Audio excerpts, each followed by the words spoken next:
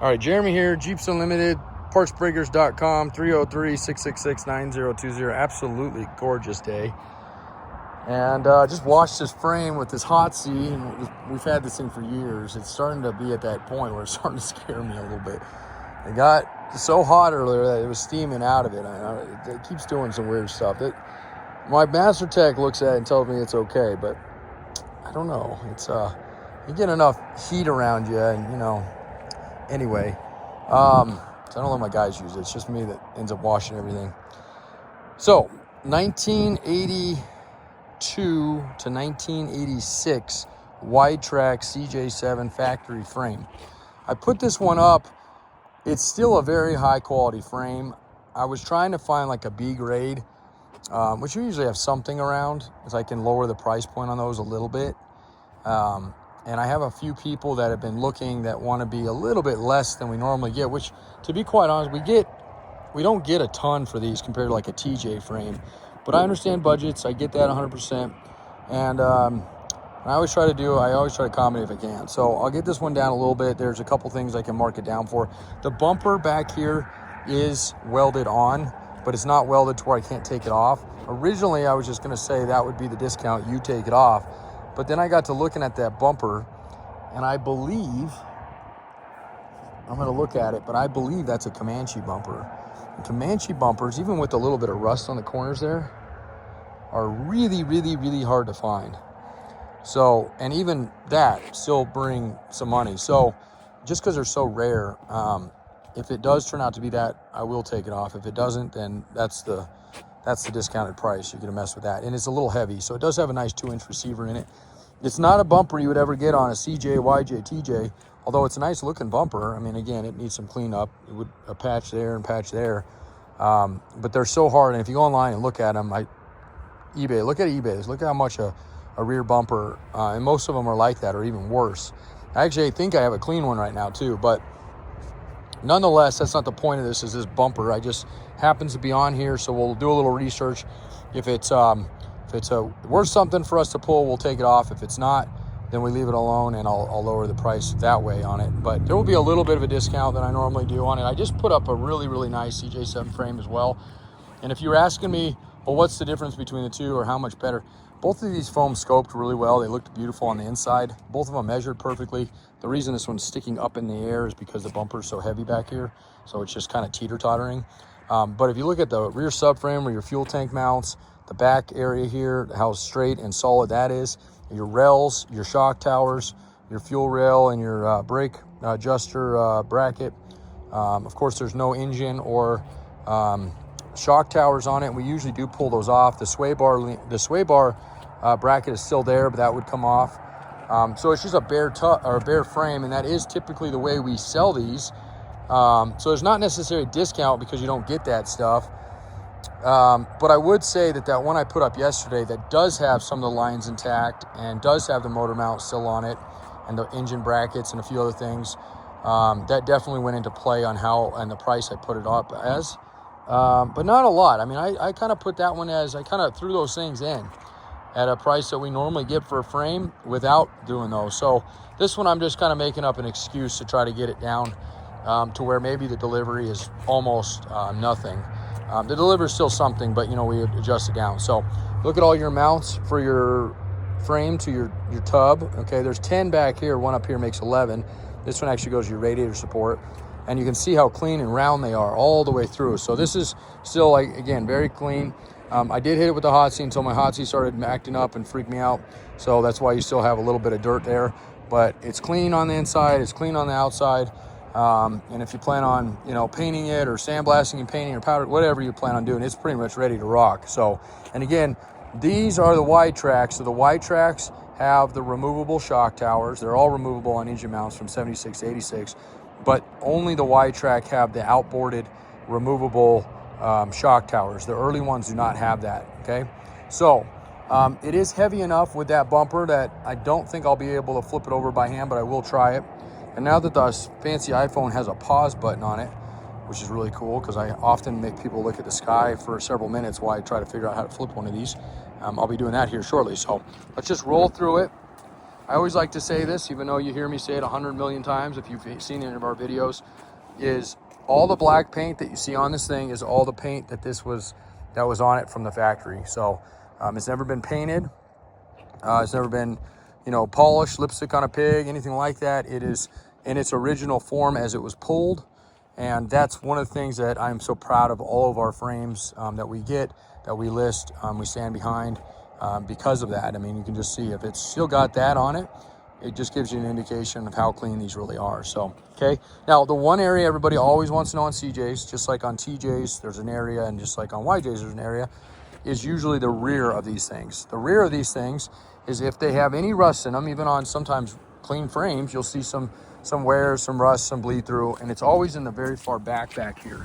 So we're gonna get up close and personal and just try to see here. Now, I did run a scope all the way down just to make sure, and there is indeed nothing back here. This side is very clean. This side has got a clamp on it. And this is factory. This is actually how they come, both here on the inners here, and oftentimes you'll see this on the outer as well. But like I said before, I did run scopes down here, both from the very front and from a couple of these clean out holes on them, and there is nothing bleeding through back here. Okay, whatsoever. So nice and solid back in there. So if we end up removing this, you'll see that as well. There's your bare metal back there. When I washed it, some of the paint flaked off. There's still some, kind of see it here. Okay, and again, the bumper area will be kind of determined as I figure out. Okay, so bear with me for a second. I'm gonna pause the video and try to flip it over to show you the bottom, and then upload it. Our internet's slow as molasses out here. It's literally radio point of sight, so it's going to take a bit to put it up. Right after this, I'm done. I can't photo and wash anything else. I've gotten a lot up, so if you don't see something on our website, it might be just because I haven't quite had it time to upload it. So I do have I have one CJ7 tub, grade A, off an 80, left up at the upper lot. That one is listed. You can see a video of that tub. Okay, and then we have 7 acres. We have lots out here, but as far as frames go, we have a couple more frames here. Those should be all solid grade A's, and a variety of shape overall, but I would think all those are going to be pretty clean. They're not washed yet, and I always like to grade them after we wash them. So, okay, and then I've listed YJ both 4 and 6 cylinders. We have one TJ 4-cylinder left out there. That's all we have for TJs at the moment. And then we have a few TJ tubs and no YJ tubs pulled, but I do have a few that could be pulled. And then lastly, I have CJ5 frames, a variety from the 60s all the way up until 70 or 83. So we should have those covered. And tubs, we sold the last one. The other ones would have to be pulled, which is possible, but for another trip. So, okay. So again, 303-666-9020. Hang on just a second. I'll show you the bottom of it. Get some more photos here shortly. All right. That was actually way more difficult than I made it earlier. Tried to use the forklift to do it. And just because of the off weight on it. Okay, so, but anyway, did it by hand. It wasn't too bad. So that means we can unload it by hand too. Although if it gets stacked, depending on where it ends up on the trip, meaning the ones closest to us end up getting stacked the highest, and the one towards the end. Now I haven't quite mapped out this trip yet, and I've taken in consideration of everybody's stops that I have, okay? So just keep that in mind.